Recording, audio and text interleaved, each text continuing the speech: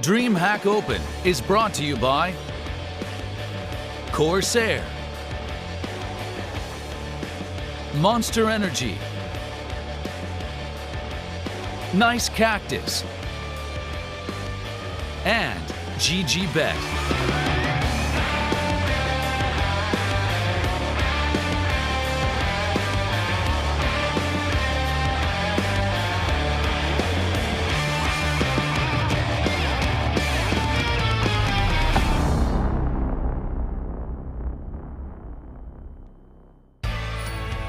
Welcome back to DreamHack Open Seville, where before the break it was the underdogs of Illumina who take the win over Godsend. But now it's time to get into our third match of the day, and it is a huge one. It's big, taking on the Danes of North.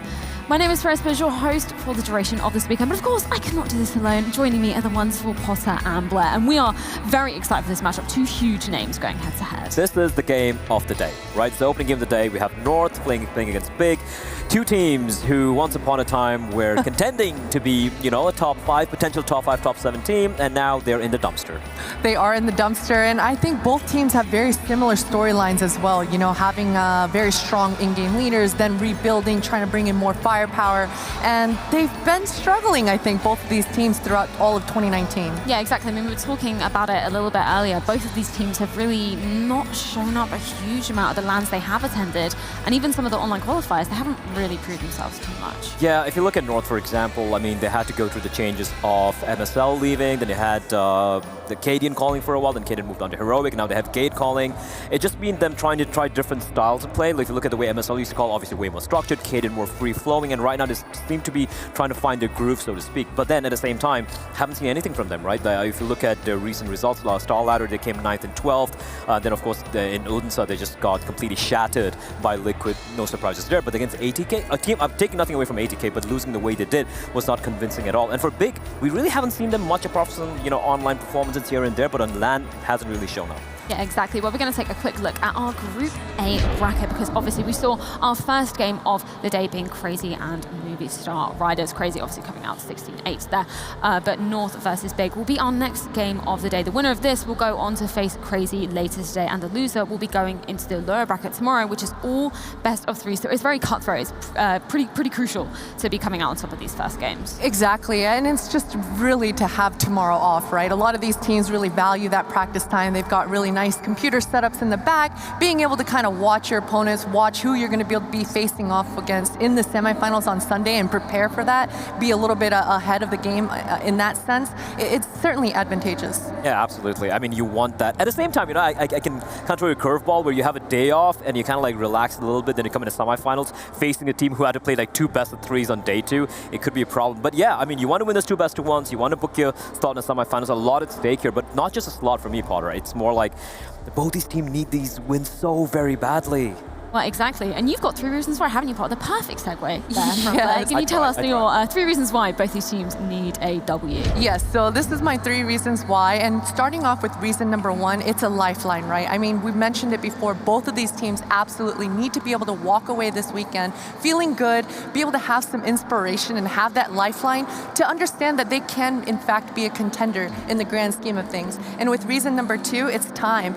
We've mentioned it before. Both of these teams, they were both within the top 10 with rank number 6 and rank number 7, and now neither of these teams are even in the top 20. So it's definitely been a change and shift in their approach and identity as a squad, but I think both of these teams absolutely need a win this weekend to kind of turn the tables for themselves. And with reason number 3, we mentioned it before, is MSL and GOB. Both of these guys were the in-game leaders for these respective teams, and they had a lot of structure. They brought a lot of value into the team, not counting the scoreboard. And so they brought in a lot more firepower, and they've been trying to rebuild and come up with a solution to their woes, and it hasn't been really looking good so far. It hasn't at all, right? I mean, like I said, they get the firepower in, they have the coach. I think Gobi left in the beginning of August. Yes. 5 months. I mean, they need to show something, and they haven't shown. They have Xantares, I mean, you know, such a big name coming into Big, and he hasn't really shown anything. I'll be very honest about it. A couple of good games here and there, but not the star he was supposed to be. Smooya came back after a while,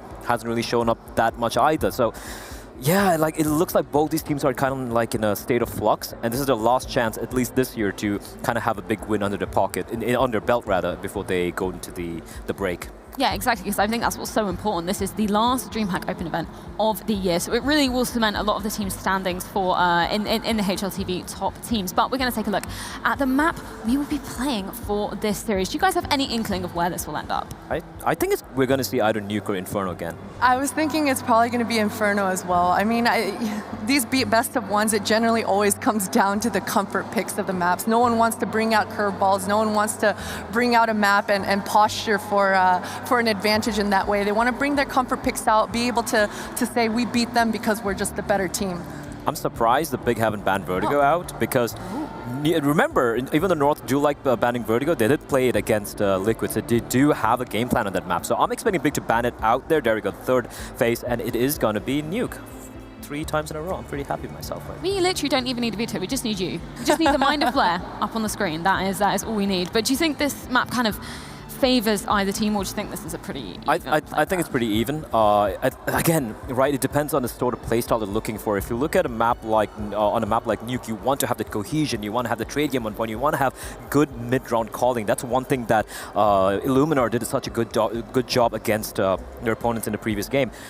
And North, here's the thing, they just seem lost. They do put in a lot of practice, a lot of prep work. There was an interview with AZ very recently. It's like, we've been putting a lot of practice, a lot of prep work, but playing an official is a different beast altogether. And for Big, I mean, it's so similar, right? They have the right elements. They have star plays, potential star plays like Xantares, like, of course, like Tizian, for example. He can pop up Nexus there as well. And on the other hand, for North, Kirby, AZ, Yugi, we know when they really show up, it can be quite impressive to witness indeed. But it's going to be messy. I'll put it this way. It's going to be a very messy game.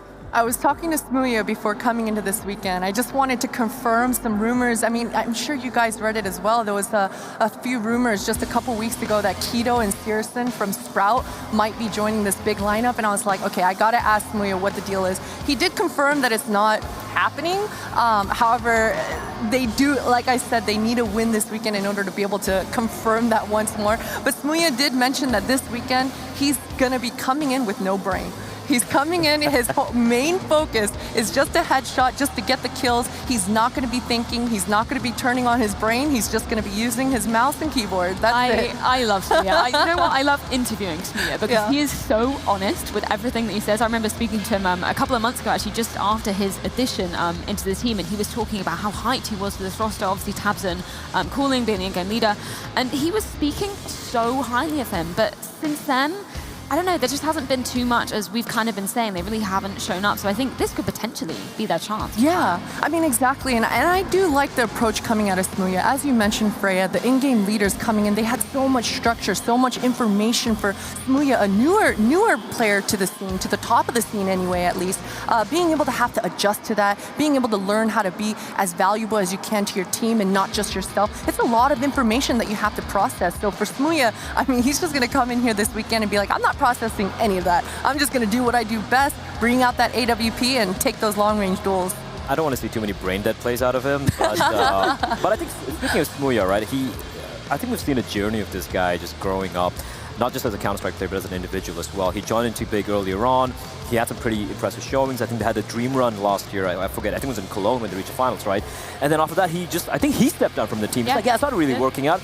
In the wilderness for a while, you could see his tweets coming out, I want to play again, I want to play again. Finally, he comes back, and now he's back in the team, but they haven't done much, right? And that's the problem. I don't think they've really been able to really find an identity ever since God B left. Yes, they have a coach called Tao B, but I don't think he's... I looked at the relationship. I don't think they're related. Yeah, I don't think they're related, right? Xantares, the man on the screen. Such a hype player when he was playing for Space Soldiers. He was so very good online, even some great LAN performances. But I don't think he's ever been the star he was really meant to be when they picked him up.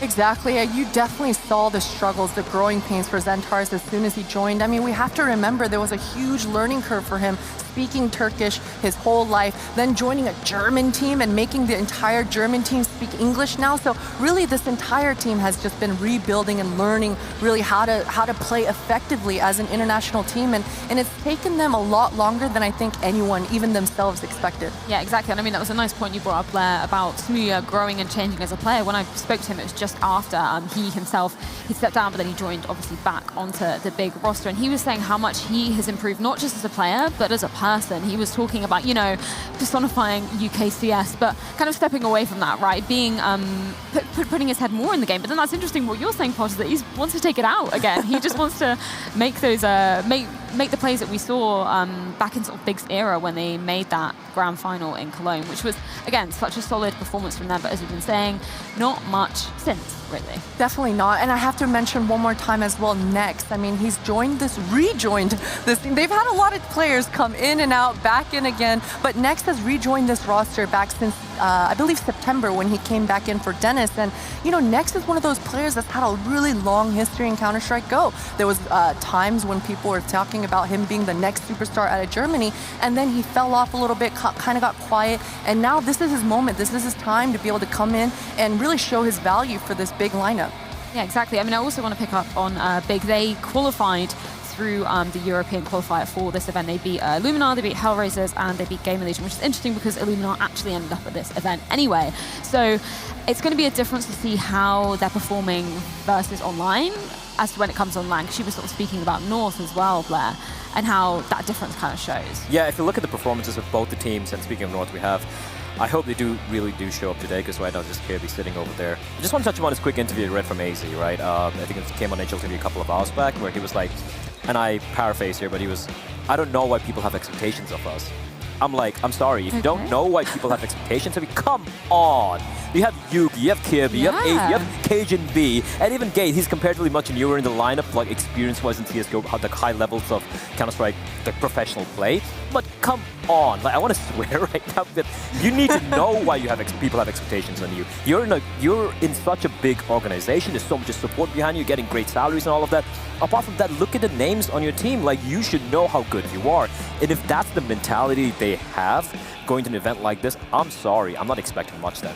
Exactly, and I mean, it's just all about those expectations. These players raised our expectations themselves. We didn't just bring it out of the blue, out of nowhere. This team, like I mentioned in the 3 reasons why, MSL, he had such a nice project going on. He really brought these players and put them on the map, made them competitive, and now they've once again been in that rebuilding process, bringing players in and out. They thought they valued firepower a lot more, but bringing in Cajun B, making Gade the in-game leader, I think they're realizing that firepower isn't everything, because when you look at these players in AZ, Caribbean, Yugi, these guys have all the firepower that they need. So I think Cajun B coming back into this team and being like that veteranship, the older player, the player that you know what you can expect from him every round. He's gonna, you know, make sure he has the corners covered, make sure that he brings the strategy together and fills in the holes and the gaps that the other players might be leaving behind. And I think it has boded well for North, but it's just not quite enough quite yet. Yeah, exactly. I mean, I remember watching them win DreamHack Masters Stockholm, right? And that was an incredible feat. They managed to beat Astralis in the grand final, and then literally 5 days later, they go to London for the major, and they go 0-3. Was that the event that MSL had MVP? MVP, yes. Okay, yeah. And then they cut MSL straight after the London major. So it feels bad. Seems like there hasn't really been too much consistency from them even then, and that was what, over a year ago now. Yeah, let's put it this way. MSL winning the MVP and they won the event. Let's be honest. It was just a flash in the pan. It was a beautiful flash in the pan. It was amazing for that short period of time.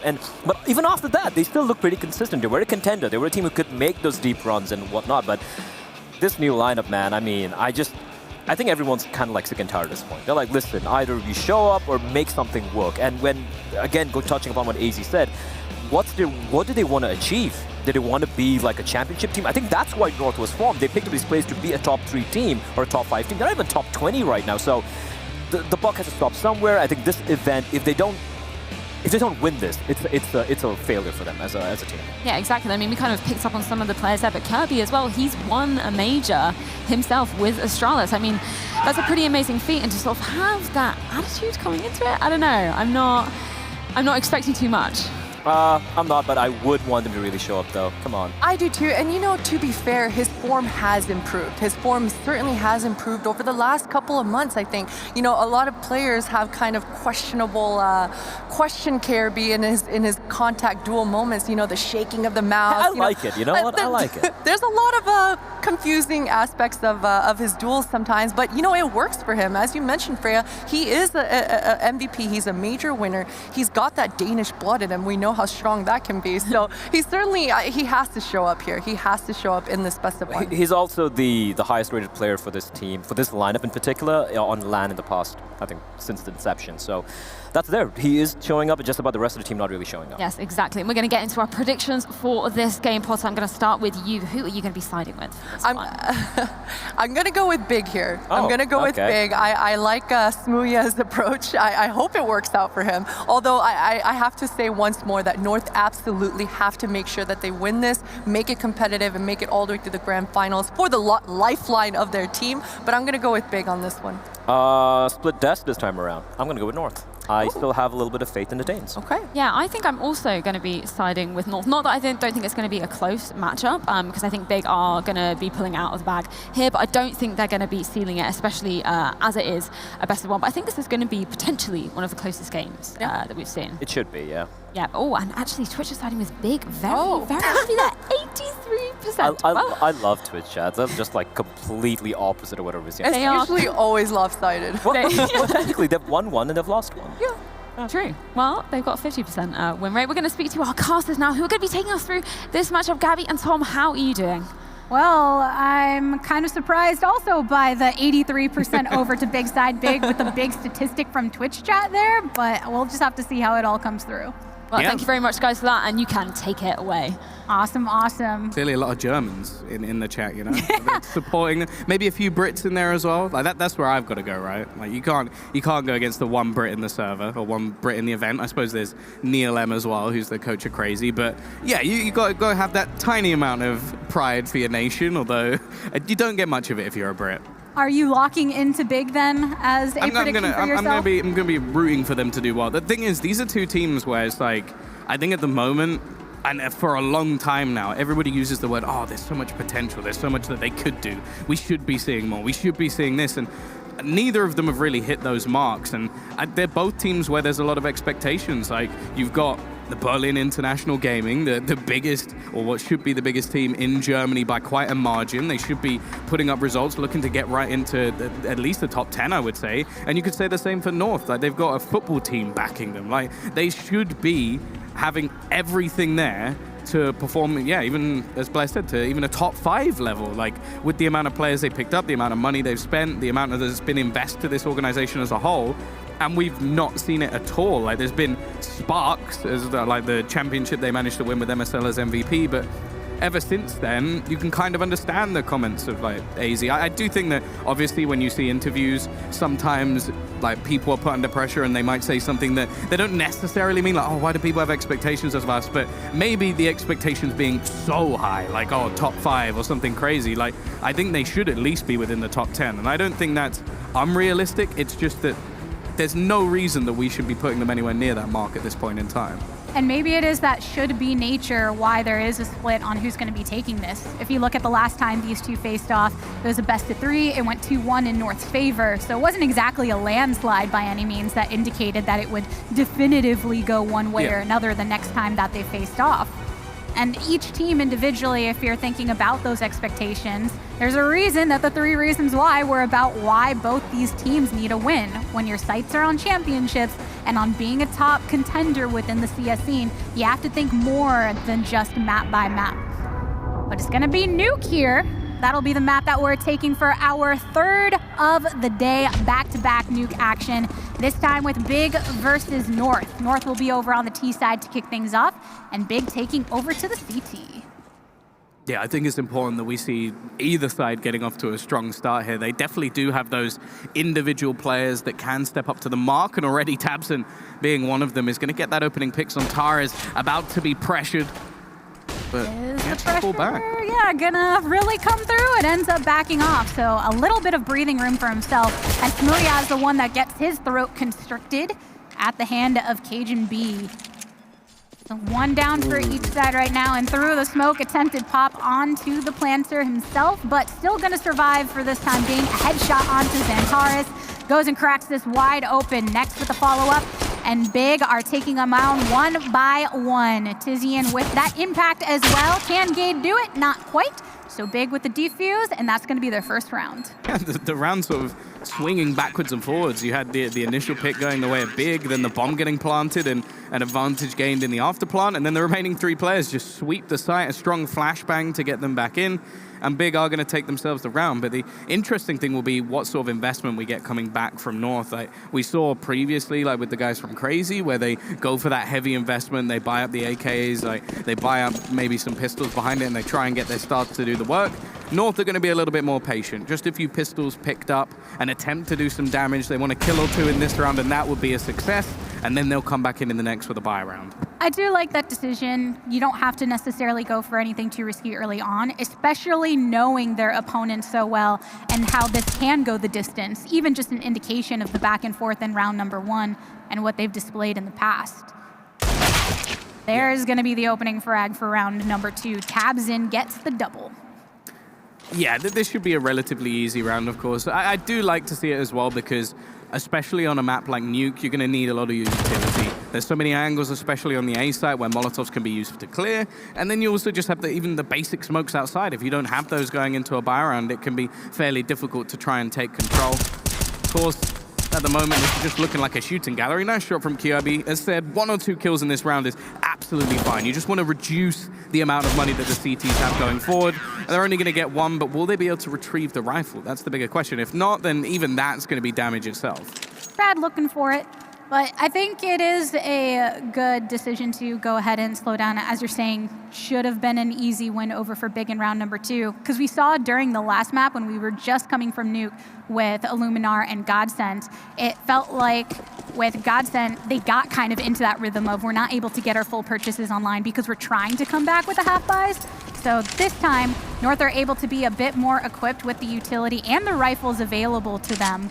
So more of a play to be made for the actual planting on site. Smoke's going over towards Secret, but not the movement itself, as Big is setting their eyes to see if there's any rotations and outside. And that's going to be 1 shot from Smooya, who is finally onto that op. It'll be interesting to see the op battle between these 2 teams. Yeah, he's got it very early on and finding that initial pick, but he is going to be traded out, and it leaves the CT side with actually very little control on outside. It was sort of mentioned on the desk that he's going to be a bit more free-flowing, able to sort of take space, and you can see that on outside. He was completely alone, just looking to take the battle. It could also be down to weaponry. Nice push from Tabson, though.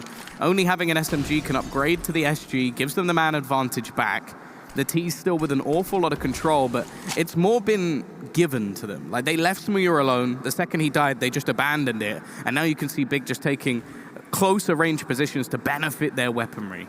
Very good reaction to the way that things started in the top of the round. And taking more to the CQB is effective because now it's just Gade. And he's sitting here at the top of ladder looking down to see if he can maybe get a pick in the process.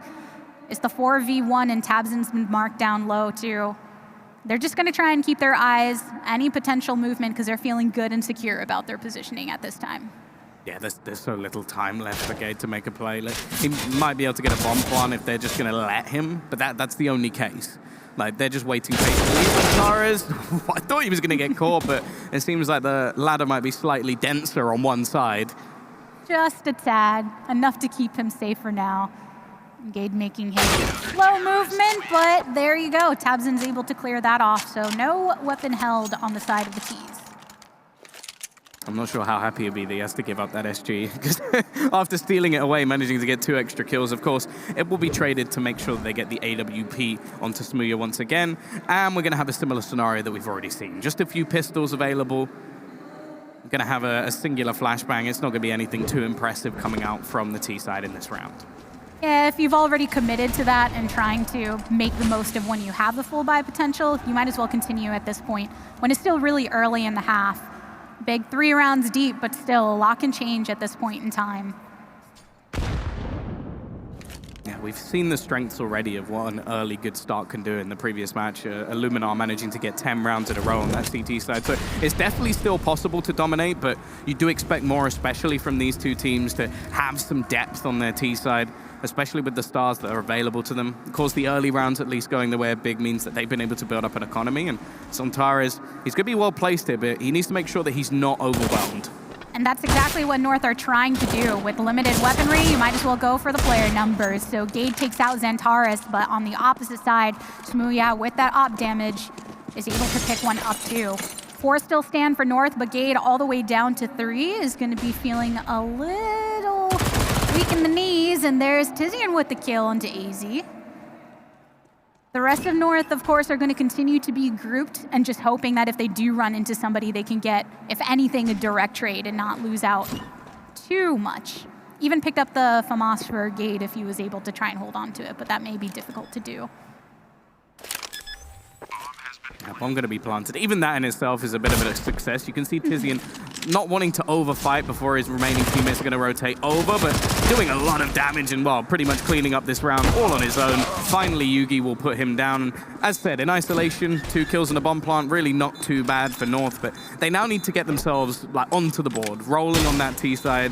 And I actually want to point out a little bit of something interesting was I sort of complimented how Sticko played ramp previously.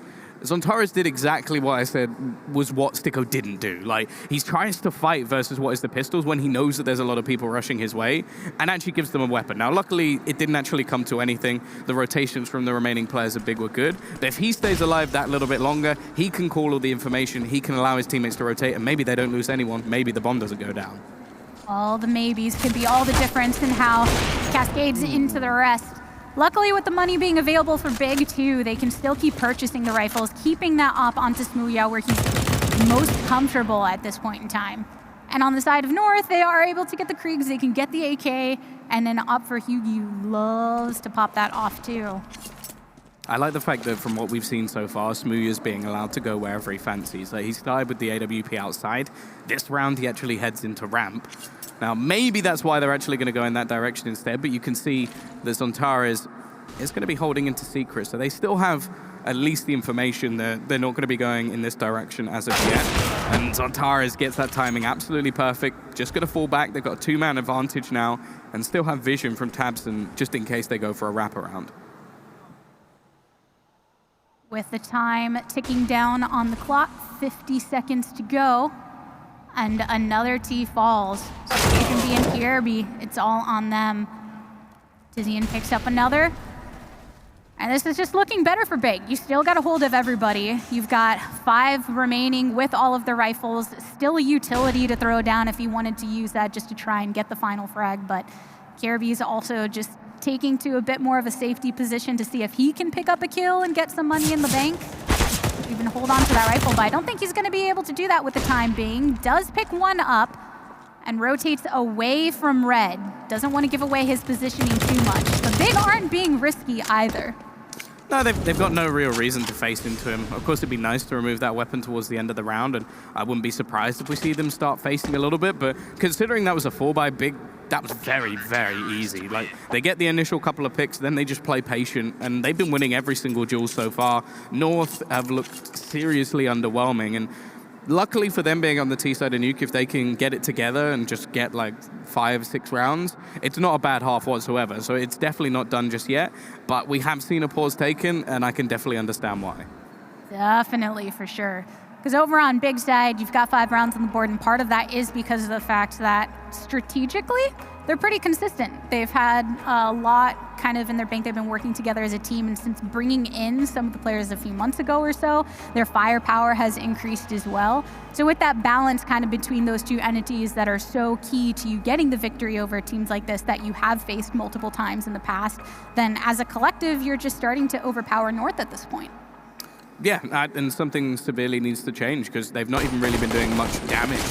Like, as of right now, they have 8 kills total over 5 rounds. It's really not enough, even just to keep the economy low. And the CT side, it's only going to get easier for them. You can see this time, pace change. I like it. North going to just try and burst outside, maybe get a quicker play towards the B site. It's only really been Xantares defending it in the previous round, and they're going to be just expecting that to be different this time. However, 2 players already down low. Tabson with a quick rotation. Smooya still checking, just in case there is anybody around the ramp.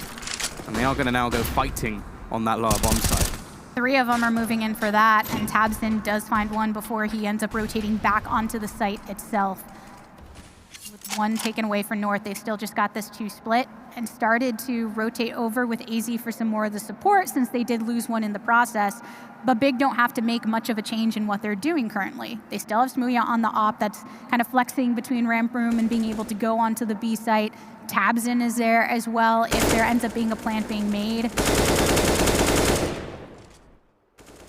Nothing connecting just yet, but there's no reason with still 45 seconds on the clock to really try and make any risky play just yet. Smoke going to go down, which could allow for the bomb to cross if they really want to. Instead, it's going to be the push forward from Tabsin just to make sure that they aren't able to get towards the site. 30 seconds left and still a fair amount of ground that North need to take. It almost seems like they might just be trying to force some rotations away, but they're still firmly dedicated in towards this B site. Smooya holding on the cross with the AWP and pretty much the full defense now here. Missed a couple of shots though, actually gives some space over and 2 kills actually come back the other way. This is looking much better now for North. It is indeed. They really managed to clear that out. Take him off the top platform and Kirby gets one onto Xantares. So Smooya, not much you can do when there's 3 nearly fully helpful on the T side to try and defend this. You really need to be able to break into that too, because Big 5 rounds, okay, if you start to balance it out, cool, but it's so easy to start to just run away with it on the CT side.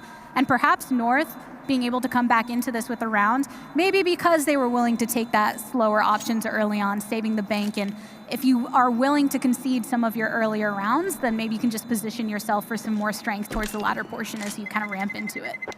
Well, I think as well, just like bursting into the B side, they won every single battle, which I have to say I'm a little bit surprised by. Like, they had a player deep within the site, 2 on ramp for the CT side, just waiting patiently, and none of them managed to connect a single shot into the players crossing over. And hey, even if just you dropped the bomb planter there, that could have been enough to steal the round away. So, of course, great from North to be able to sort of bring that round back after it was looking like such a detrimental position, but you do also have to wonder why Big weren't able to do at least more in that position. Arthur might have been the read, but when you start to go towards Secret and somebody's been sitting there the entire time to bar you off of it and knows Xantares during the last round, then they were able to rotate in a bit more aggressively.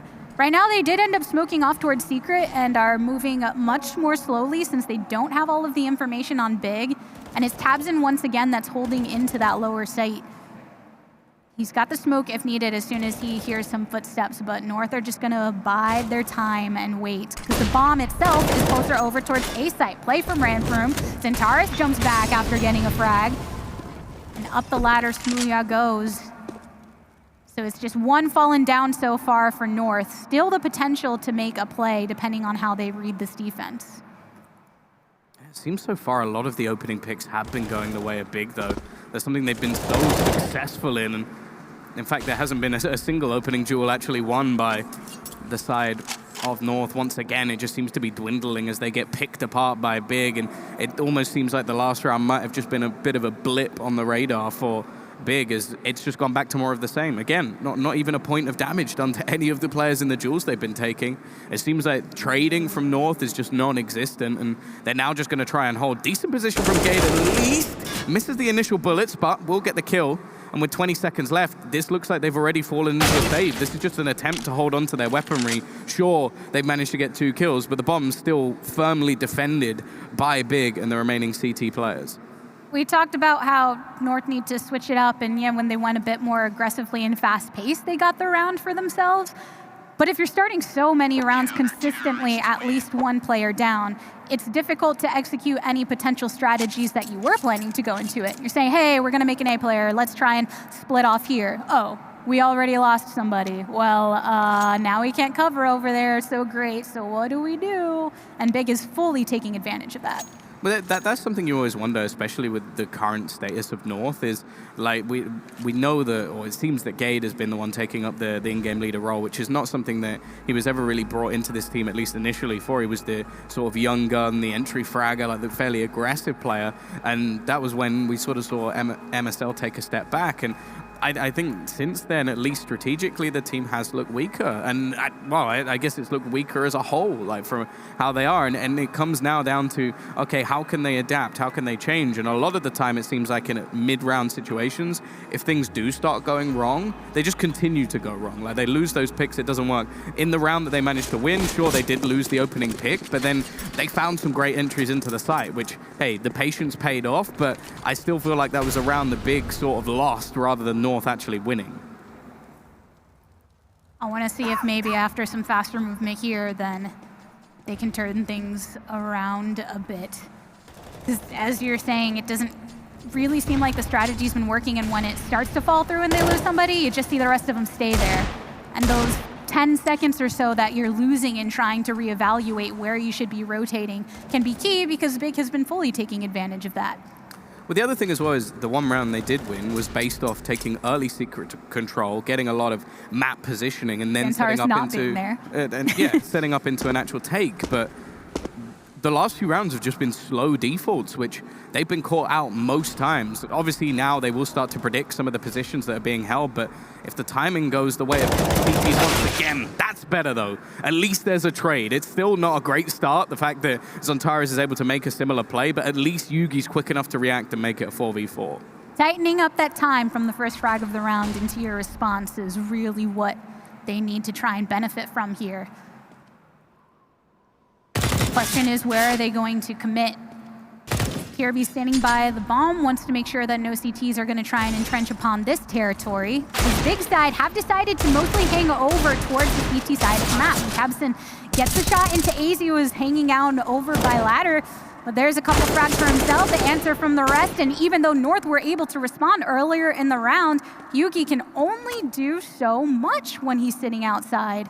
Picks up the bomb for himself. But Big still have 3 that are up, and it's just looking like not a great situation. And there you go. Next finishes it off, and it's 7-1. Yeah, the worry there is that they actually get the early trade and they have AZ flanking in, and they still don't manage to do anything here. I'm a little bit disappointed with the fact that AZ doesn't wait for the dual peek. Like, if they peek Tabson together, there's no way he gets both kills, but instead both players actually fight that individually. Maybe trying to watch out for somebody else peeking from another angle. That's definitely possible, but it seemed like they had a good opportunity to take him down, get another weapon, and have a chance to continue to play.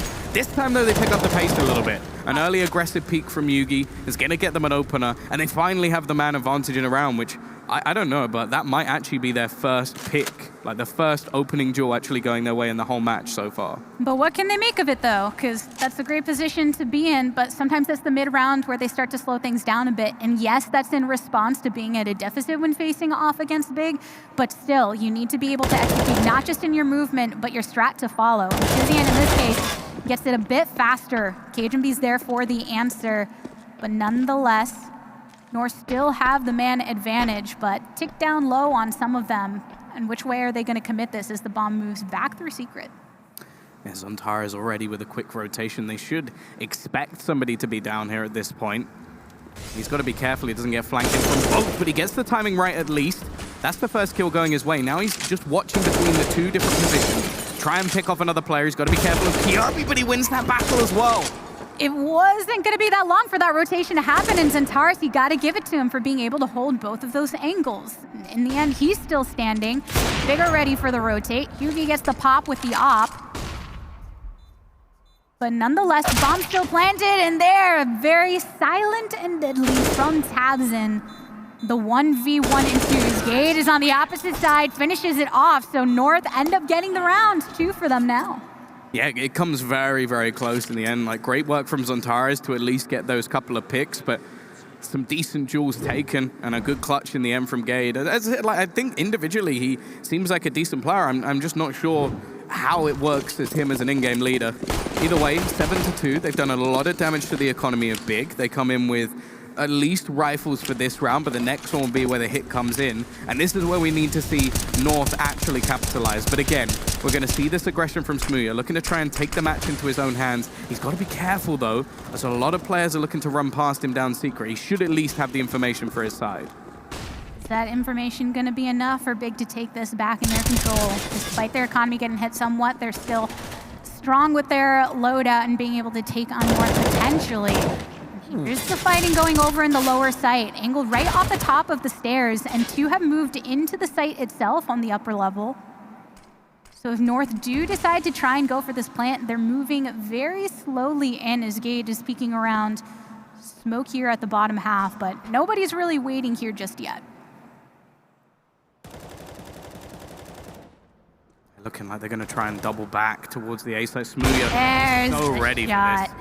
Yeah, he was just waiting to say, I know somebody's going to pop up in heaven, and I'm here to give that answer. Gade moving across the yard, but see, North, they get these rounds and they seem very convincing in the two that they have picked up, but then immediately following that, they can't really seem to be stringing any together, and then Big just run away with it completely at that point.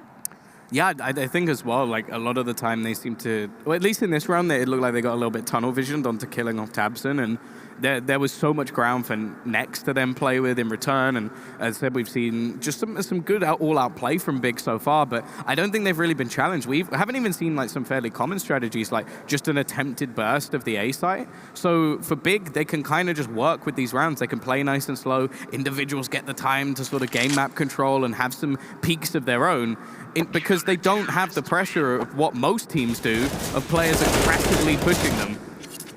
It does surprise me that they aren't going for those faster plays as often onto something like A-Site, because we've seen them go and then get a good start to the round in that effect. And on A, it is very difficult to get the retake just with a lot of the entry points. So if you manage to make it through without too many losses, then there is a good chance for North to try to stand their ground with that. Instead, they've still been prioritizing B so much. It hasn't always worked out for them. Yeah, especially because it seems like the CT side are more than aware of this. Good Molotov, at least, to slow them down early. Flashbang going to be going over the top. Smooya just holding on the angle. He should at least get some information of this, and that is going to be thrown straight over onto Nex and Zontaras, who are already in position. It seems like the reads coming out from Big and the information they're able to gather early in the round is setting them up wonderfully for these later round scenarios. Nade going to be going through. Doesn't do too much damage, but they've still got enough map control that they are going to know wherever this push is coming in. Yeah, much easier to stay calm, cool, and collected in your attempt to get the kills when you know exactly where your enemies are. And North, I'm sure, have a feeling that they are sought out right now and that their strategy isn't a secret, but there's not much that you can really alter at that point. So you just have to fully commit to it, and that's why they're leading in with some of this utility. Tabson gets that shot right through the smoke. Next has been positioned here for the answer, though, too. Hot shot from Smooya. Bomb's been planted. And North still do have 3 available to them. So in the 3v4 scenario, they can get set up nicely. All comes down right here is very important. Hugie with the Deagle onto Zontaras. It's still a 3v2 just because some of the action on the other side, but that's going to even the odds a tad. Big 2-4 standing. Kirby from the window area gets that triple with the Galil. And that is something to go and put a smile on your face about. Yeah, that was a sick play coming out from Kirby, an integral round for them as well, because that was basically where, if they lose this one, I think there's no coming back, because they're going to have no money. We're going to see the CT side just build their economy back up. Instead, he comes in with a 1v3 clutch. The CT side now have no cash themselves, and this is actually set up for them to get a decent CT side half, and they're using a lot of pauses. I like it. Take the time, give the coach some time to talk, and also set yourself up that if you now go and win the next couple of rounds, it's not a bad T-side half anymore. As I said, it's not a death sentence if you're getting like 5 or 6 rounds on this T-side. And while they haven't strung together victory rounds, they have minimized the time between them. So that at least starts to quicken the pace in that way and oppress Big and their purchase power a tad, which is what you're going to see right now. Big just coming in with a couple HEs and pistols across the board. The P250 for Zontaras is the strongest that they've got. And North are just going to go and be aggressive. That's what you should do at this point. Try and overpower the numbers of the CTs that'll try and block you from this area.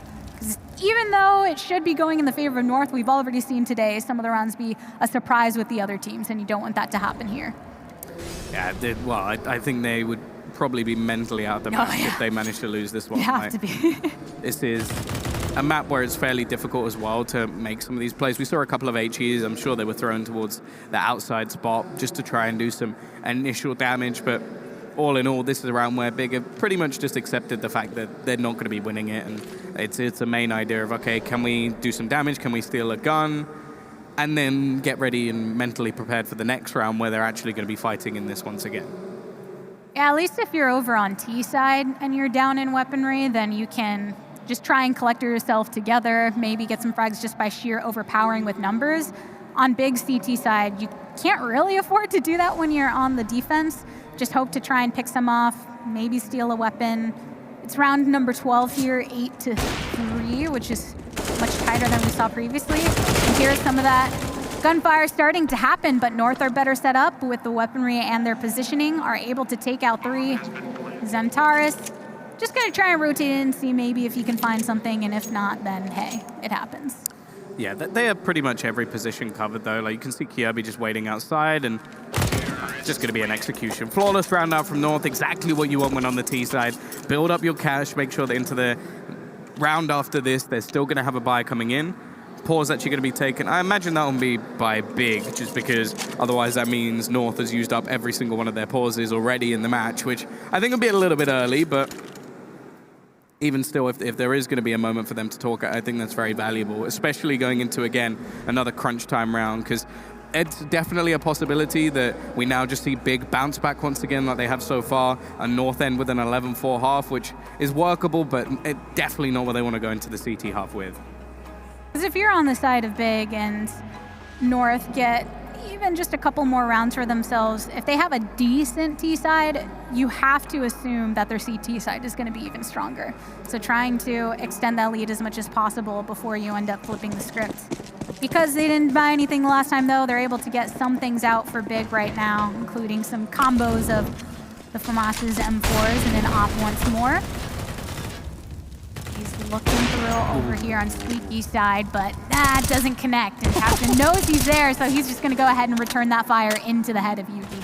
Such a risky play from Tabson there. He baits out the shot, finds that opening pick, gives them that man advantage once again. As said, that's been where Big really have been absolutely dominating, but a wraparound from Kirby will even things up once again. We're starting to see a few effective trades out from North, which I think has definitely been the difference maker. Of course, it would be great if they were able to start off the round with an advantage of their own, but that's been all Big's camp so far. Even with the effective trades, though, it still seems like almost a slightly slower than they need to be in how they respond to getting those trades. Because it's great and all, hey, yeah, you kill one of ours, I kill one of yours, but now where do we go from here? And that's what I want to see, is just the reaction nature of their strategy, not necessarily a change in what they're doing in those first imminent moments. Utility going to be expended as it is here. Sprays down one, but it isn't going to be the trade. Next goes through the smoke. Again, some risks being taken by Big, but this one pays off. Gives them an advantage. Oh, it's so close to going down, but he will be able to plant that bomb at least. Once again, we're going to be set up into a retake scenario. The final nade will go down for the T's, and it's up to Big to actually retake this one fairly quick. They don't have a kit. While North still have 2 standing, Gade cannot be too aggressive in it. Maybe going to try and get something, but Xantares finds him first. So with Big, they have to be very aware of the fact that there's only one available. They can move on in onto the side, but Kirby was staking on the outside mini angle. And during that defuse, yeah, you don't got the kit. Yep, that's going to be trickling on up. Kirby, can he find it? It's the duel, it's the 1v1, and Smooya's on that op, so he just backs off to the other side. This win goes over to North, and both get to hold on to their rifles. That is 2 rounds now that have been almost solely won by Kirby. That was he got a triple kill in a 1 versus 3 and gets 4 kills in this round to just take them over the line. Definitely showing his star power in this round, and just fairly calm in a lot of these situations as well. Like knowing that they're probably not going to be defusing the bomb, waits until the last second to peek, and Xantares is no longer watching that angle. And then at the end, knew the time was gone, didn't even need to face it anymore. So 8-5, North have grinded back a few rounds over the last few, and once again, it's only going to be pistols available, plus that AWP. So, well, talk about loose play coming out from Smooya. This is exactly what you want. Give him the chance to take those battles. Get a little bit aggressive, because going into the next round, well, you don't want to allow them to basically get to 6 and potentially 7. That can be very dangerous territory, and on top of silos, another dangerous place for Kirby to be. I'm sure he's feeling himself after that last round, really being able to split it open for his team. And now setting things off for another one of the situations where North were able to break open the round themselves, as opposed to allowing Big to get that first pick. But can they work with this effectively? That's the question. It's all about their follow-up in these rounds on the T side. Plenty of smokes coming down too for potential movement. KJB and AZ starting to clear off on the inside, and Captain's on the lawn, and he is just spewing that fertilizer everywhere across the concrete. I thought he was going to get more than that, to be honest. Yeah, I thought so too. Such a clever position that wasn't actually checked. 6 rounds, though, for North. Considering this started as a 5-0 scoreline, even then ended up as, what, 7-1? They've managed to really grind out these last few rounds, like 4 in a row now for North, and this has actually turned into a very good half from them, and I think the momentum's clearly dissipated when it comes to this big side. Nice start from Smooya, though. He's finally going to win that duel. Yugi's done that quite a few rounds in a row, so they're finally going to counter that with an AWP of their own. Again, we've spoken about man advantages. It's gone the way of this big side almost every single time. But last round, when it didn't, is exactly when North were able to follow up on it. So it does come down to, we're talking about their mid-adaptability when it comes to Big getting that opening frag, but if North can just try and switch things around there in the beginning, then they don't even have to worry about their mid-round strategy. Well, the other thing as well is I think the Kirby has done very well of getting them back into rounds. He's now 14-7.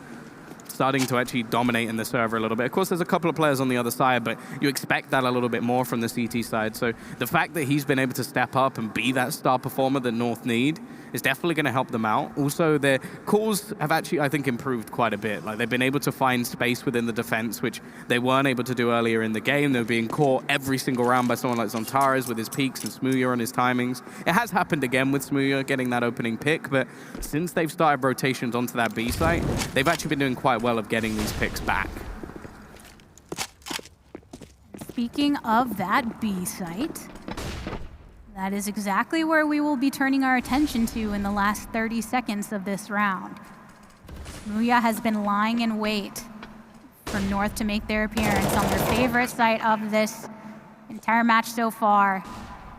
The bomb goes down, but good on Big to not try and get too aggressive until you can maybe start to clear some of the smoke or get a better angle. So he's still sitting towards the back, seeing if anyone goes through the door, and his buddy Zontaras was able to pick one up too. Kirby here in window, he had quite the round on it not that long ago, and starts to get some effect, but this is a very difficult one for him to bring back, even though he's proven to be able to do so in the past. Gets the second frag for himself, but that molly really tickles him, and with that, Big get the defuse and go ahead and close it out to make this a 9-6 half. So everybody, when we return, we will see how North are able to perform on the CT side.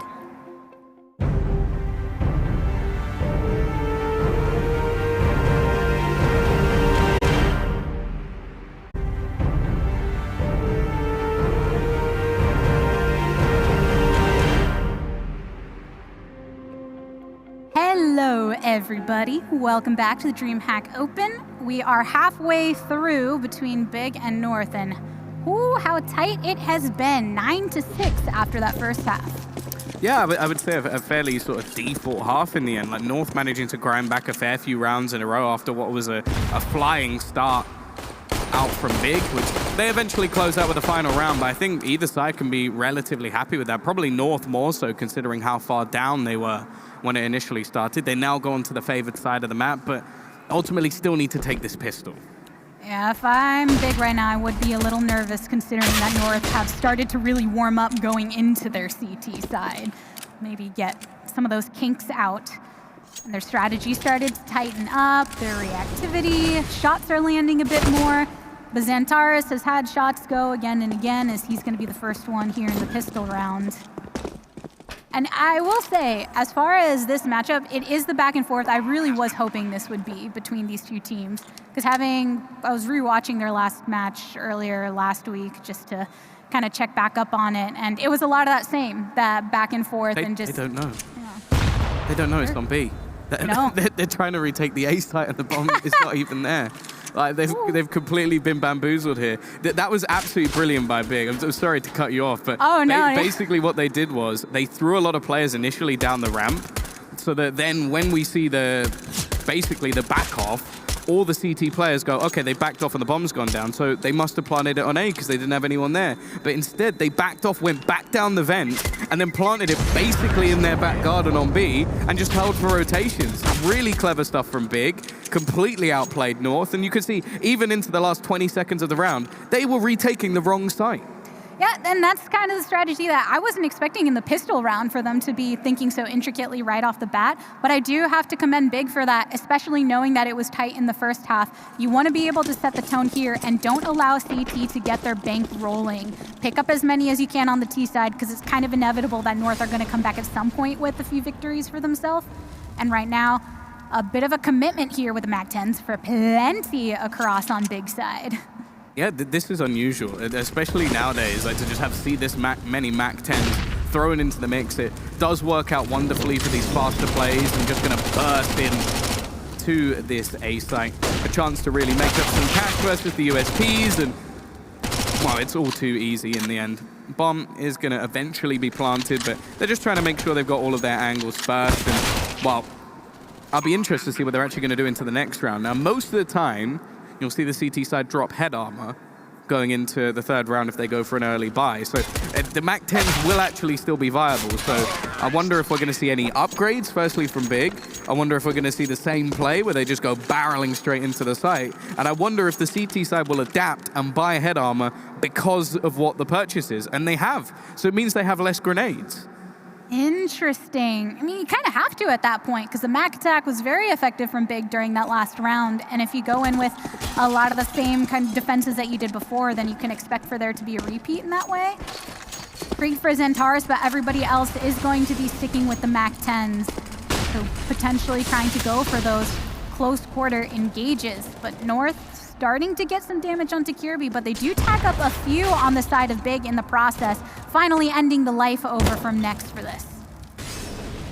Xantares is eventually going to get one with the Krieg, but he's taken a lot of damage. You can see it's already been joggled over to another player, so they made sure they at least have one weapon in terms of the range. Not much in terms of smokes left, so if they are going to make their way down secret, they kind of have to hope that there's nobody peeking her out from heaven. And, well, that's why Xantares took such an aggressive peek, because they didn't want to use that final smoke to get them across. The real question is, though, are they actually going to go across? Or are they going to double back with the bomb? The problem is the bomb is on the player who's already made the cross, so they're kind of dedicated at this point. I am down for a little hot potato with that Krieg, too. See what Tabson can make happen with it. North have Cajun B set up over on the ramp site. He's ready to try and rotate in to support the bomb that is in that direction, but Tizian gets taken out in the process. Kind of floating between that entryway there. Not entirely sure where Big should just try to go ahead and commit this because they are down in manpower. Kirby with a few missed shots is just going to have to opt to try and hold on to the position. You can see that the remaining CTs attempted to make a rotation. Only 20 seconds left, so a double back would be risky. But it looks like that's exactly what they're going to do. But AZ's still here. 4 kills to his name. He needs to almost double that here, and he's not going to be able to. Tabson is going to find the pick, and the bomb is going to be planted with seconds to spare. Rotation up from Smooya as well, and we're into a 2v2. 2v2 indeed. Make that a 2v1, because Cajun B is off the table for now. With that stolen M4 that Smooya was able to get. Big get another round to bring this in for themselves.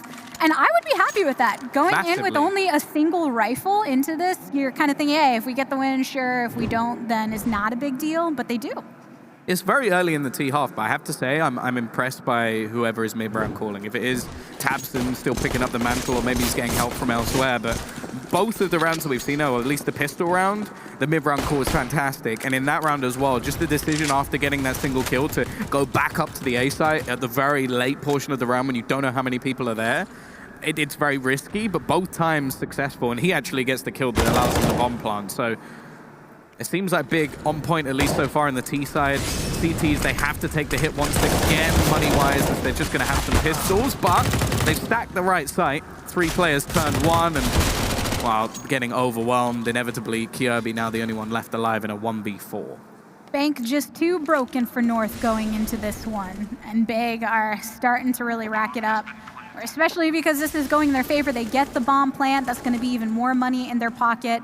shouldn't have to worry about losing too many more players at this point unless Kirby can pull off what he was able to pull off many times during the first half, but I just don't think it's going to be the same thing happening here. This will be the most impressive one, that's for sure. Oh, yeah, definitely. I think if he does manage to win it, he should also go and buy a lottery ticket after this game, because it would have to be some of the biggest mistakes we've seen from Big ever. At least he should be able to get a weapon, which I don't know if there's a player actually available to trade. No, they're not. They all went the other way. So that's actually a win, relatively speaking, if he actually survives. And he will? No. Okay, Sevilla does get there in the end. Took a bit of damage from the bomb, but he makes sure that that weapon doesn't fall into enemy hands, so it's worth it. I would definitely say so. I've been seeing all those commercials for scratch-offs. You're just talking about lottery tickets. And so you take the time out. One was saying how it brought an entire apartment building together because they all had scratch-offs. Do you think it could bring a whole team together if you got them all scratch-offs as gifts? I don't know. I think they have enough financial backing as it is to get them. Like, it's a pretty big organization behind them. I've seen some of the pictures of them playing with a football stadium in front of them. They have to view straight out. I think getting them an apartment would almost be a downgrade from what they currently have, but that's all their pause is gone. I can understand using one now. It's 13-6. You come in with your first buy run, but it means that you're not going to have the time unless your opposition takes a pause from now on. Of course, the coach is allowed to talk him free his time at DreamHack events, so it's a little bit different to when you run out of pauses and basically in other events where the coach is now null and void. North have been struggling through this half a bit and looking to try and turn it now that they've got the op. They've even got an AUG that they're working with just to be able to get some of those long angles and keep their sights here. But Big have slowed things down. There's no reason for them to really go too aggressively as they did because of the weapon read they bought in the last couple rounds. Now it's a bit more traditionally speaking. We are going to see outside being challenged once again. Kirby is going to be there watching. It seems like Tabson is not going to get the timing to check him. This has been the man to watch on the Danish side of things. There's no doubt about that. Looking to try and hold on to that position. A couple of flashbangs, nades being expended. Zontara is now tagged down to just 30 HP. We are actually going to see the vent dive successful, but more importantly, the bomb's been dropped outside. And it is far from any T that could possibly go to pick it up.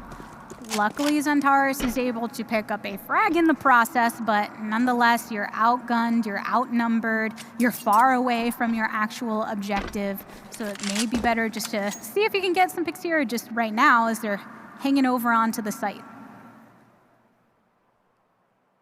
Yeah, 23 seconds left. I don't think there's really much they can do other than just hope to save their weapons. Luckily for the T side, they do actually have a big bank. So just keeping up these remaining couple of guns is going to help them going forward. The CT side have managed to get themselves around onto the board, but they're not safe just yet. 4 players surviving is decent. It means that going into the next round, you'll have the flawless buy. Also, Yugi hitting a couple of nice shots in that round is going to be important because we haven't seen too many like big confidence plays or just big plays in general coming out from Yugi just yet. And he is one of those players that, although we don't see it often, when he hits his best, he's so good on that AWP, and you do genuinely miss seeing it on a more regular basis. But these were a sick couple of shots just to end out the round. On the other side, though, you've got Tabson sitting on 21 kills, and the rest of them, you got Tizian and Zentaris that have also been picking it up very effectively, whereas for North, it's mostly been Kirby. Kirby do it for the rest of the team, flashes onto a lot of the T's, and AZ ends up punishing him for it. Says, you're blinded, but I am not, so let me get those 3 kills. Eyes set to the top 2, tried to get the answer, but Tabson unfortunately fell to his fate, and Smooya brings us to the 1v2, managed to take down 2 of the CT players. Maybe off this molly, he can try and create some space for himself to clear off. Hoping that he can force someone out of an angle here, but whatever it was, it doesn't seem to work. It's just going to be the 2 players up above, and Yugi once again is going to close things out. But again, I sort of spoke about it in the last matchup where Crystal had 3 kills in the first half, manages to get 4 in 1 round. We've seen a similar thing from AZ, who really has had little to no impact. 5 kills in the first half, 4 in 1 round, and big impactful plays on the site. If he goes down without much of a fight, then this round could easily have swung the other way. So great work from him. The T's actually run out of cash as well, so the investment into this round is not a particularly pretty one. But again, they're going to try and brute force it. It's something we just didn't see at all from North. Just these fast plays into the site to battle versus the opposition. Cajun B not going to be able to connect the shots either, so that's a minimum of a bomb plant now. And Yugi, he's got to be careful. The late play in, he gets overwhelmed. Or sorry, it's Cajun B.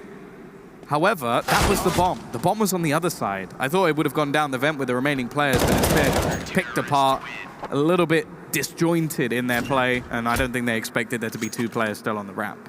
I did like the speed that was coming out there from the T side, but in the end, it just, firepower in the duel didn't quite work out. Yeah, even still though, it's like they killed off Cajun. If they get Yugi, then they have ramp and the site. So there was potential there. Of course, it was only a minor investment. Now they actually come back in with a bit of a fall by, and I wonder if we're still going to see that same level of pace, or if it's going to be the slowdown now from Big. And as far as the pace goes, lots of utility thrown here through Squeaky and some fire being had, but that's going to be the first one. Kirby really enjoying himself on the odds here. And you can probably see him continue to try and follow up upon that firepower. The rest of the T's are over onto the entryway and might have to back up out of this if North don't let up on the pedal a tad. I don't think they're going to.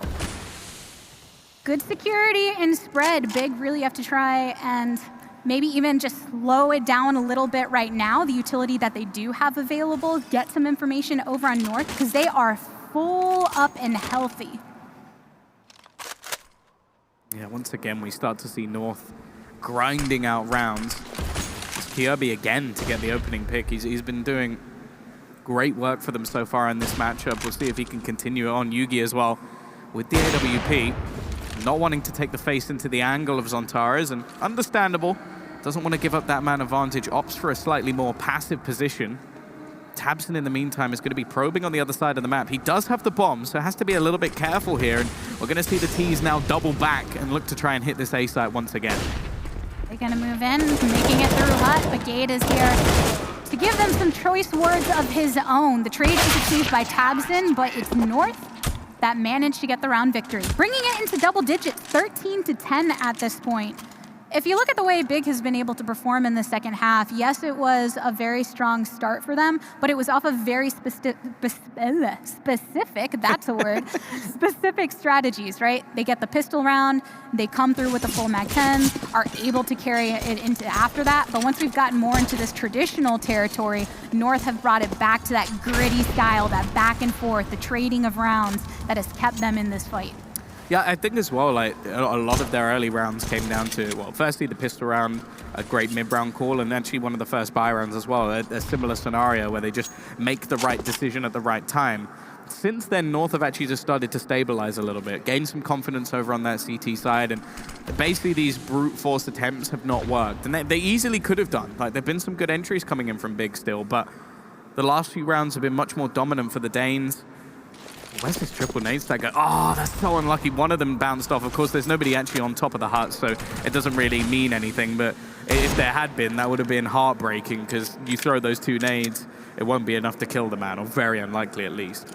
Would have been a sad day, but a little luck on their side there. Big really just hoping to see if they can maybe pick something up in the process. North have to have a lot of confidence. And it is interesting because if you look at the first half where Kirby was getting just so many of the kills for the team, and yeah, there's still a big disparity as far as the numbers go between him and the rest, but Yugi, for instance, another op shot for him, really starting to light up and warm up here in the second half. So finally getting that firepower support from the rest is easy as well. Puts 2 more onto the board for himself before getting taken out by Next. That's what you want to be seeing from your team. Yeah, I think AZ's definitely the biggest change from the first half. I think he had 5 kills in the first half total, and he's playing a pretty pivotal role on the A site as well, just to trying to deny any bomb plants and maneuvering around the silos. He's up to 14, so he's caught up with the majority of his side at this point, considering he was so far down.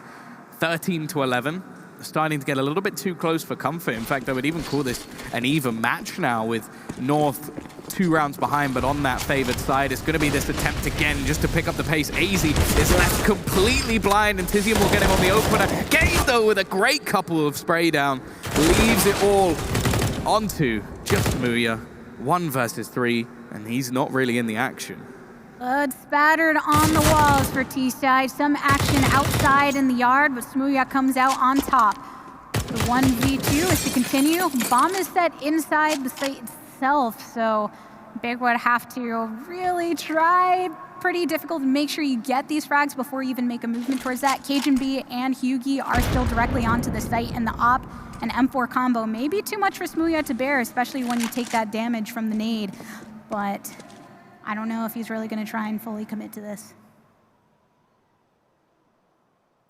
It's a tough situation again. We've seen him already in a 1 versus 2, and Yugi just holding the angle, misses the shot, gives him a slight opener here, but I think that was inevitable.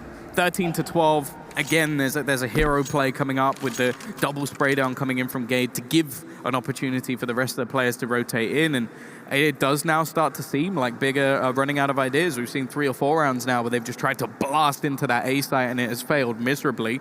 I'd quite like to see more of an outer take. Like, go for those smokes, at least get some secret control. I think their attempt to take ramp actually went relatively well, considering they did it in a round where they only had pistols.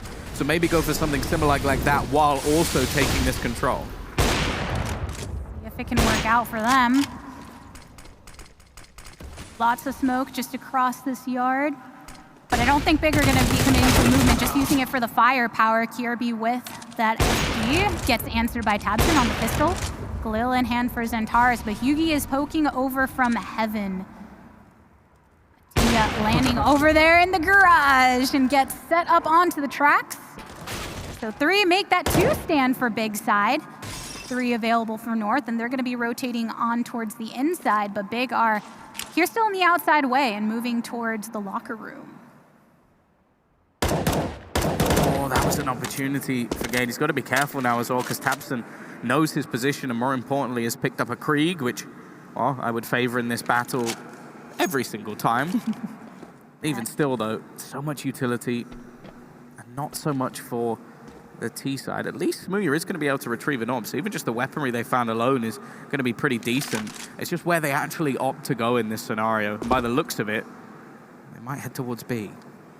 Difficult for them to find a very clear opening at this point, but maybe B is the way for them to go. Nobody's currently positioned over at ramp room. Of course, they want to check all the corners and not repeat any of the misdeeds that we saw actually during Nuke during our second map of the day.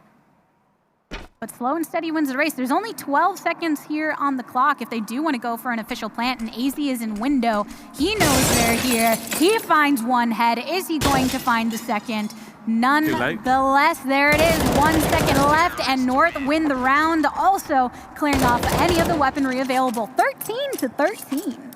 I think that was really unfortunate timing. I don't know if that smoke was missed before, or if it was because he was holding it and then when he died it just got dropped. But the idea was that they were going to throw the smoke down to cover the plant, and instead it just dropped into the corner in a completely useless position. So no real chance there. Again, we see these rounds that come close for Big, like especially when, again, you consider that was just mostly pistols. But at the same time, it's now getting to the point where North have equalized. They're on the favored side of the map. They've won 7 rounds in a row. Oof. It's not really enough, and we need to see more coming out. And I think also, did Smooya die after the time? I'm not even sure, because it says that CT's, won by time. So he doesn't even have much money going into this next round. That's a tricky position to be in, because even though it's tied on the score line, North are definitely feeling more favorable at this point, just based on their execution within these last 7 rounds or so. Some fast utility coming out for both sides. Round 27, so not many opportunities for either of these teams to either secure it for themselves or avoid overtime even. That's going to be the first opening frag for Gade. North, just all the way through. It's not even the fact that they've been able to pick up these rounds, but pretty convincingly in portions of them. Yeah, you can see they've been building into this. Like as said, 7 rounds in a row now, and We did see eventually the Big make a comeback in the last half, but it's a lot more difficult to do. DRB has just started to completely take over, 27 kills to his name. The man on the other side with 26 is Tabson, who he's now overtaken, and considering the start that he had to this match, that is an impressive turnaround. And just one by one, they're winning every single battle. The same as what we saw from Big early on. Zantares at least will put 2 back in their favor, and this should at least be an after-plant situation for Big. Potentially. There's the plant. Trying to see if anyone's hanging on over by Heaven. North do still have 3. It's the 3v2 currently, and they're going to be rotating on in. Zantares has his eyes over in many where a lot of plays have been made by the enemy team. Cajun B picks it up onto Tabson. And now it's all on Zantares' shoulders. Directly onto the site, finds that onto Yugi in mini, gets another one, and the 1v1 is here. Cajun B loves this kind of firepower, but in the end, Big pick it up and put this into their pocket. That was an ace. He killed everyone. Oh, that was Zantares killing absolutely everybody on the enemy team. And there was something mentioned on the desk, is something we've seen as well, that Zantares, we don't think he's hit the heights that we saw in Space Soldiers when he was in like a team speaking his own language, something he's had to adapt to. But these are the sort of plays he brings to the table. A 1 versus 3 clutch, 5 kills total, and giving them their 14th on the board. Right in the nick of time, too, because there weren't going to be many more chances to do that. And if Big can try to string a couple together, break the bank of North, because they are running pretty low, both sides in this back. So this round is extremely important to figure out whether Big can snowball it into a 16 back-to-back, or if North can tie this up once more. And that's why they're slowing things down a bit right now, because that aggression of the times past didn't work out for them. North don't want to be out of this, especially after such a great second half. There's so much going in their favor within recency that you kind of, if you're on that squad, you're saying, hey, we got this. We could put this in the bag. Oh, I think this might be, that looked like some sort of tech thing, because they're leaning all the way over. Either that or that's a bit of a weird point of the round to do something. Still, smoke's being lined up at the moment for Smooya. So maybe not. Maybe just... Maybe he had to cough or something. That was a bit odd. It seemed like he leaned all the way out of the chair. But he is back. 40 seconds coming up on the clock as the smokes finally go down a little bit later into the round as they're going to try and make their move. Maybe even split in, but it's actually Yugi to find the pick. This round is so crucial for either side. It could potentially decide the map based off finances alone. Yugi waiting, gets his 2nd kill of the round, and you can see the setup is there already from the CTs. The time crunch is putting the pressure on Big to make a play, and North are fully taking advantage and punishing the rotation right here from Dark. Gets some through the Raptor, but unfortunately unable to connect for a death. Tizian is still pretty low. Kirby gets taken out by Nex. Bomb goes down. And now Big are going to try and defend this as much as possible. Cajun B eliminated at the sound of that crack through the air. Oh my goodness, they're turning this back next. He doesn't know that there's still a 2nd player behind him, though. He's actually going to be caught reloading. That'll be the free frag, and now it's all on to the Brit to try and save them. As Smooya hits that first shot with the AWP, the cross needs to come in. He misses it, and there is actually a kit for Gade. He's just got to stick this. He's holding the bomb. Smooya needs to go. He's going to get it in the nick of time. A 15th round for Big as they get themselves onto map point. Smooya with the booyah there to finish it off, and that was looking mighty tight for them. Whew, because it was 2v4, I think, at one point, right? So that means they came all the way back from that. Well, that has been what's given them the 2 rounds. 2 incredible plays coming out from the side of Big at exactly the right time, and just look at the crunch on the numbers for North. They have absolutely no money. The best weapon they have is an XM, and although I'm a big fan of the shotgun, it's never something you want to say going into the round that the best weapon you have is a $2,000 shotgun. That good old money grabbing, maybe. If they're hoping that they can prevent Big from getting this, they want to be in a position to try and close it up. This is the one map, really, where I'd say it can be effective in a lot of positions. Like, if you play close on the heart around the A site, it definitely can work, but you have to feel like Big should now be in a position where they go, okay, they're going to have to try something cheesy, they're going to have to try something aggressive. Let's be prepared for that. However, DRB, he's managed to sneak through. He's actually dropped the bomb. There's even a rifle on the other side for him to retrieve. That's this nice is worrying. play. Yeah, it's a crack. it. And Kirby gets another one with that Deagle shot. Eventually taken out by the Op, but still a lot of value that was pulled from him. I am curious to see what Gate ends up pulling out with the XM1014 at his side. Big, it's the MAC-10 and the Op versus 4 members of North here. CZ for AZ2. Smooya, he's trying to be a little bit sneaky here, but he does have to be very, very careful. So many positions to spot. That'll be the free kill, but there may be another man behind. He has to worry about Yuki doesn't connect, though. He misses the shot with the Deagle. Looking for the peek out. Both players just unable to connect. Finally, a bullet lands onto Smooya, but he's still going to be able to get the kill. It's left all onto Tizian now. 1 versus 2. We've seen back-to-back clutch situations, back-to-back big plays. This could be the one. Yeah, with the mullet. Tizian actually gets knocked down to 45 HP here. And the 2 CTs are directly on the opposite side. It's going to come down to timing. Can he get the peek out before somebody sees him? It's a close battle, and North pick it up 14 for themselves. So potential to push this into overtime if they can follow up on that.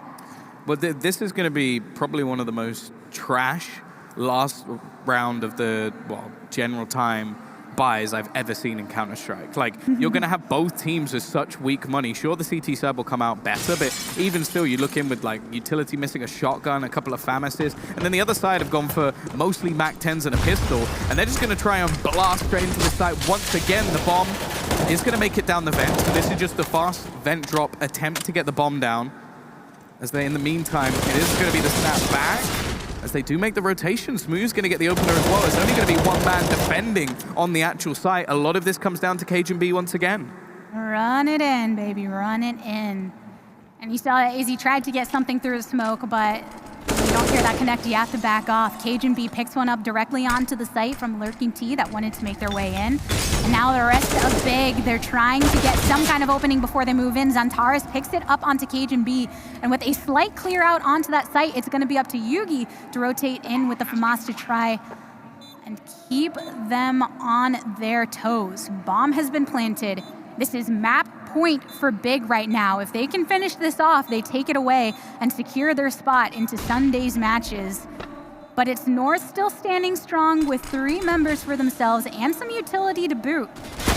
But tick-tock goes the clock. Hugie moves on in. AZ gets answered after taking down Xantares, and it's next that's left in this clutch situation. It's difficult to pull off. He does get some firepower on, but it's not enough. The headshot from that range with the XM1014, and North put this into their pocket, and it is into overtime, baby.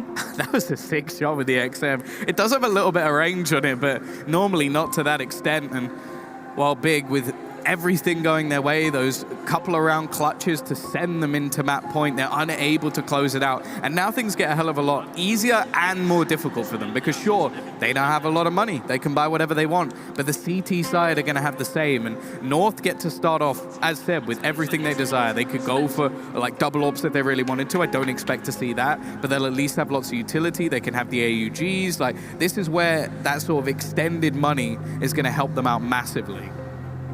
And at least when Gade was able to get that on with the XM, the interesting thing is that was kind of the 2-round strat that they had going into the previous round before that, and it was other factors that allowed them to push on to get this tied up, but still getting that pop in the end.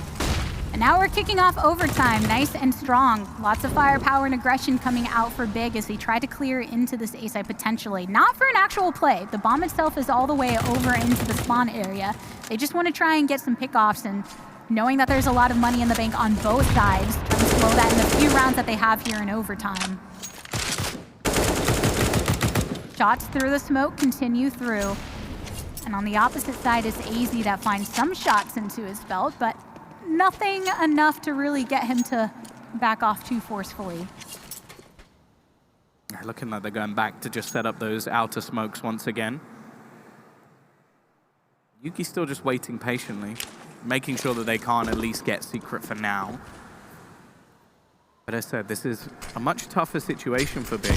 They almost gave up what was the easy chance for them to close out this map and have given the finances back over to the CT side. The smokes seeming more like a bit of an elaborate ruse, as ramp is where the challenge truly looks to come in. Cajun B Again, we're going to see the same sort of thing. Just backs off, doesn't want to fight, doesn't want to give them the pick, just take control. You can see the level of experience that is there with him as well, and just repositions into another angle where, again, if he needs to, he can fall back. Definitely a fan of that position. And it worked out for him right off the top, but two CTs end up going down in the process. Big now outnumber their opposition, and they move this bomb into the site, get it planted. There's a dually in the corridor, and AZ walks away nice and clean. Kirby knows that Nex is there, but he's just moving slowly. He's in a tough situation now, though. Zantares already gets one, but Nex actually walks back into his crosshair. The peak going to be coming out from Zantares, and he's just about going to win it. Again, this man comes up in clutch situations, and Big are just about going to steal away that first round of overtime. 26 kills so far within this for Zantares. Not quite the top for his team, 27 held by Tabson, but still very impressive nonetheless. I think that's one of the biggest stories as far as these two teams. If you look in the earlier portion of the map, it was on the shoulders of 1 to 2 players on each of these rosters, but now everyone has really been contributing to the scoreboard. And seeing what can be made here in the second round of overtime. Big pulled ahead after that last round. Timing on the flashbang's good. Yugi also going to be able to get that first shot, and the smoke going down afterwards means that the T's might just have to fall back and take a new position on this round. Way too much of a risk to try and just force their way through, and now again it's going to fall onto the shoulders of Tabson to make a decision of what they're actually going to do in this late round scenario. One of the young gun IGLs out there, Kirby, he's been really enjoying that AUG, I must say, here on the CT side. Definitely favorable for him. Goes through the smoke. Off of that flash too, gets it onto Smooya, and now Big are getting picked off one by one, and now it's just Nex and Zantares. Still walking with the bomb, haven't made a play in that way yet. 55 seconds on the clock. Yeah, this is looking like a scoreline equalization if ever I've seen one. Of course, the T's with pretty much unlimited money going into the next round anyway, so of course we're going to see them go for something here. I feel like that Kirby second kill as well, that was just a stray bullet that hits the headshot. You have to feel really hard done by if you're the man to go down to that sort of play. Cajun be a little bit more suspect as to whether or not they'll actually go towards B this time, so just goes for a little bit of a fadeaway, still listening to see if he can hear all the footsteps, and while Yugi, the timing is absolutely perfect. Doesn't particularly matter that he goes down because this round should now be in the bag. Next, not having the best of performances, and also 4 players to find, and only 10 seconds on the clock.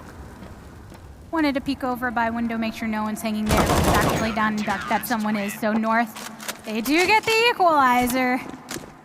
16 to 16 in overtime. I think most people thought this was going to be tight based on their past performances, but this is as tight as you could possibly get.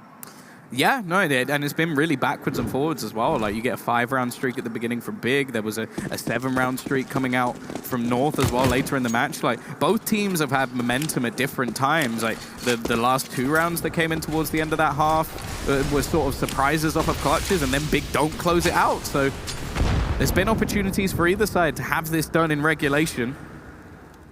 Tabson hovers in the crosshair of Kirby, not knowing. And of course, we'll go down because of it. Kirby seems to know something. He's spotting the feet as they go past, and even gets one through the wall in the end. A 2-man advantage for the CT side. And while Zantares desperately trying to find some sort of trade. Kirby has been so reliable for his team. It's not just about being able to connect, but the consistency with which he has been able to bring this through, especially considering the struggle once you lose out on that opening frag. But all the CTs that are up are still just hanging over here on the east side. And there's another one through Squeaky Tizian, try to make his way through. Next with a follow-up to move into the site, but that's going to be the answer. Zantares can go ahead and get the plant over here on B for at least some of that cash in his pocket, but defending this will be quite a tricky matter. Yeah, the timing from Cajun B, utterly perfect, and well, there isn't going to be another quad kill coming in for Zantares. He's had some pretty big plays, but that's not going to be the case. So 17 to 16, North take themselves the lead, but we saw their struggles at times on the T side. They were really having to grind out those rounds, and a lot of it came down to being like a pistol round or 2 that came in from the CTs eventually. that got them a couple more rounds to give them the 6. So we'll see whether or not, now that there's going to be full utility, full weaponry, the AWP every time they desire it, if it's going to be as easy for North to sort of even just get the rounds that they managed to get last time. Yeah, because the rounds that they did manage to get the last time on D were just so late within the half, and when you're in overtime, you don't have that luxury of warming up into it. If you're looking at the second half, for instance, where North just brought it so well in the first portion of it, and then Big, it was just those last couple of rounds that they came back online. And when you have kind of those burst scenarios, it's harder to read exactly how it's going to play out in overtime, where you don't have the multiple successions of rounds to try to kind of extend that across. But here we go, round number 4 in overtime. And the Bomb and the rest of the team are moving across outside. They have done the traditional smoke to do so, and it's the question of whether they actually commit to this, and so far they are moving on through. No shot's going to be taken over by Next. Muya falls into some damage, and the T's are starting to stack over through here, but they've been cut off by the utility afforded by Big. Yeah, quite a hefty rotation as well coming in from Big, so they've got to be really careful. They sent 4 players down to the B site. It's going to be a quick rotation at least through the vent to enable them to come back down, but because of that, they've completely lost out of control. It's going to mean Heaven can be taken over. Now, of course, the CT side should know about this. They should know how much map control potentially has been taken away. Yeah, they moved Next Zentos and Muya up the vent. There's an opening. Kirby gets another one onto Smuya, this time with the SG. Another fire down.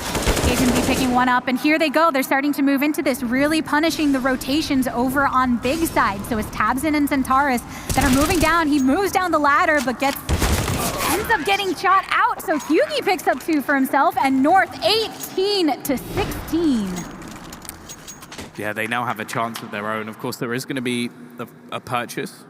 I don't think anybody was doubting that coming out from the CT side, AWP available to them. But yeah, they really got caught out. I think it's because in the early round scenarios, or at least on the T side initially, North were very dedicated to the site that they took. So they didn't expect that rotation back. And when they did, they were slightly out of position. They'd lost so much map control that North were just able to capitalize off the back of it. So good call in the end from North to make that switch up. As said, that was something that I wasn't really sure if we'd see too much of from Gade, but the right decision this time. Now they sit with 2 map points of their own and a chance to send themselves straight into that upper bracket match later in the day. I do like what they decided to do here at the top of the rounds. Made it seem like they were going for the faster play, but instead slowing it down a tad. It's just Tabsin here. But the T's are actually going to back up off of that. CTs are down 1 player, but so much fire onto AZ and Hughie on the opposite side. It's the same again. They've done the same thing. They rotated 3 players initially over onto the B site. So once more, this map control has just gone the way of North. They've been able to completely force rotations from Big, and Tizian is not aware that they could have done this. Kiabi again is going to get a double kill out of absolutely nowhere, and Big have just been thwarted on this CT side by the same play twice in a row. It's the same scenario for Tapson, and it is not going to happen. North, a great T-side in overtime, completely bamboozling their opposition 2 rounds in a row. And, well, Big, you have to feel like they let that one slip in an advantage versus what was mostly pistols and a shotgun, and they don't take that round over the line, and they lose the match because of it. Yeah, the fact that it was the same strategy that for the last 2 rounds ended up working out for the victorious team, then that is something that you have to look at the opposition, saying we let that go through. And the first half performance was just so strong from Big side when they're over on CTs, and it was the latter portion of that that kind of set up the possibility for when it ended up flipping back over for it to just get run away from them. Yeah, no, I definitely think that this is one of those matches that I think Big are going to look back and it'll be quite easy for them to realize some of the mistakes that they made, and I think they'll be fairly disappointed. I think they should have taken that over the line, but at the same time, the resilience of North, that last few rounds of their T side where they just managed to basically play off of what they did before. They went, okay, before we were constantly like dedicating ourselves to the site, let's sort of pull it back, and they managed to gain so much ground off, as I said, the same strategy twice, and Big fell for it both times. Well, props to both of the teams for keeping things here close in our 3rd map of the day, losing track of the numbers. And I'm sure our desk has a lot to say about that. Our first overtime that we got hit with here in Sevilla. Thank you. Indeed, yes, we do. We have a lot to be breaking down from that game. Massive congratulations to North. But that isn't to say that Big weren't playing well in that series. They played great on that first half, right? It looked so nicely done, and even I think 6 rounds in total for North on that in the first half. 3 of those rounds came by Kirby getting a 1v2, getting a 1v3, and Gate clutching a 1v2 as well. If they hadn't won those 3 clutches, Big would have won this game 16-3 or 16-4. It could have been a very easy game for them, and I completely agree with Gabby and with Tom that they kind of let things slip away from their hands. They did, and I mean, not even only on their CT side, even on their T side, they had many looks. I really specifically appreciated that one round where they just had pistols, a couple of HE grenades, and we were in the green room. I'm like, look, they're gonna HE nade on top of Hut because KRB or AZ was on top of Hut every single round, just shutting down the attacking men coming towards that upper side. And yeah, I guess that North, their upper side, because they were able to have such strong crossfires with the opposite vent and that top Hut player, they were able to string together like 7 rounds in a row, and Big were never able to really get back into it. Yeah, and I think the big disappointment is, I think we saw this in overtime, the first round of overtime, if I'm not mistaken. They had the wall of smokes towards outer, and it's for some reason they seem to not know there's a gap there. Yeah. I mean, it's a known gap. It's hard to get the entire thing smoked off unless you have 3 smokes. You're supposed to jump over that. Instead, you just walk on past it. Free kills for Kirby through the smoke with that shaky aim of his, which worked out for him, by the way. 37 frags for the man. He really stepped up to play today. Well, we're going to be checking in with one of the guys from North, is their coach, and we're going to have a little chat about that game. Thank you so much for joining us, and a massive congratulations for closing that one out. What was kind of the focus there in overtime? Because you seemed to be able to close that out quite swiftly. I think that we had some issues during our T-half that we relied on too many mid-round calls. So I told the players that what worked for us was the rounds where we actually decided to play very direct, and we knew where to end up already in the beginning of the round, and also told the players that they needed to take more responsibility during those mid-rounds. So we went a lot towards Secret a couple of times, but they had some success with either Tapson standing in the small room and shutting us down, or Smuya was down there a couple of times. So when we aborted, we needed to have some kind of a plan and where we wanted to end up, and we know that that's what didn't go so well in the rounds that we lost, but in the rounds where we actually managed to talk about where we were going to end up in the end of the round and where we were going to plant the bomb, then it worked out for us. It definitely did, and speaking about talking about where you guys wanted to end up, my specific question was for Caribbean. I noticed towards the beginning, before that OT, he was mainly playing towards that connector top Hut, but then towards the end, he was at ramp, he was outside, he was secret. He seemed to be everywhere all at the same time. Is that something that, because he was just feeling good, he had over 100 ADR, so he just wanted to get into the game and go where he wanted, or is that a part of your game plan? I think that primarily what's a part of our game plan for this event is that we need to feel the success with just playing our own game and not think too much about what our opponent is doing, and just believe in ourselves and our ability to pretty much own whoever we're playing against. And I think that Kirby is a really good example of not really giving something I'm not allowed to say, I guess, about his opponent, because he's so good at making his opponent feel uncomfortable around the map. So Marcus is really good at taking the initiative about where he can be flashed through a smoke, or where he can be active all the time, and the opponent not knowing where he's going to show up next is really going to make them feel uncomfortable, and you can see also how they decided to play slow in the end of the game. Speaking of how you approach this game, right? I mean, you had MSL and his style of calling, then of course you had Cadian with a little bit more free-flowing style, with Gate coming in. The interview AZ gave very recent on HLTV, where it's like Gate's still very new and you're still trying to figure out how you want to play, or your style of play, so to speak. Have you guys managed to really find something which you feel comfortable in right now? I think what's important when you try to develop a new in-game leader like Gate is that you first of all acknowledge the discipline and the attitude that he has towards the game and towards his new and very difficult role that he's having. Is that you need to develop some kind of a system where it's pretty simple, but he has a couple of variations that he can call out from. I think that what we need to work on heavily towards the end of this year, but also in the beginning of 2020, is that Gate needs to be better at mid-round calling and take control during the game, and pretty much stand his ground whenever there's coming inputs or there's coming initiative from the rest of those players. So that is pretty much what we're focusing on right now. But it's something that you see a lot of in-game leaders have, because they have been calling for a lot of years, and with Gate, who's new in the game, then it's just going to take some time. Does Cajun B chime in quite a bit as well? I think that we try to create a system where every player is responsible for developing the game plan, or also taking responsibilities during the round, and then it's up to Gate to make the right decision. So it's not only Cajun, it's the entire team. Well, thank you so much for taking the time to join us. It was absolutely amazing to get your insight. We'll be seeing you a little bit later when North will be facing Crazy. Thank you so much for joining us. Thank you.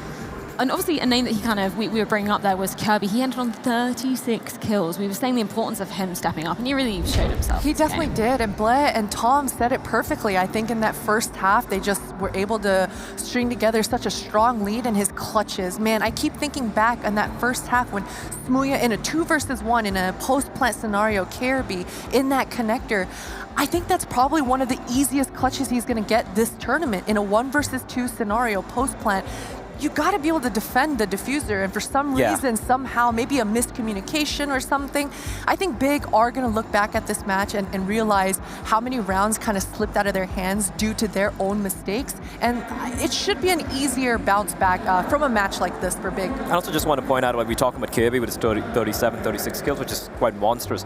Gate had a lot of impact kills. He had 13 opening frags in that game. Yes, with overtime and a few extra rounds, but 13 opening kills is no small feat indeed, right? So I think it was very instrumental in them, especially on the CD side when they were grinding that comeback out. So I think Gabe was a player who really stepped up as well. Not just being an in-game leader, but getting those entry kills, being kind of like the sacrificial lamb for his team. Yeah, exactly. I mean, what I think is so interesting about that match is we saw those clutch moments coming in from Santeras and Smuya in crucial last rounds, yet North didn't let that phase them. They took it to OT and then they managed to close it out. I think that is a testament to the team's mentality. It definitely is, and I mean, the team's mentality has to be pretty strong at this point, right? We spoke about how many roster changes these guys have had, how many trials and tribulations they've gone through as a unit, just, and I think that resilience is formed, and it certainly showed here in this OT.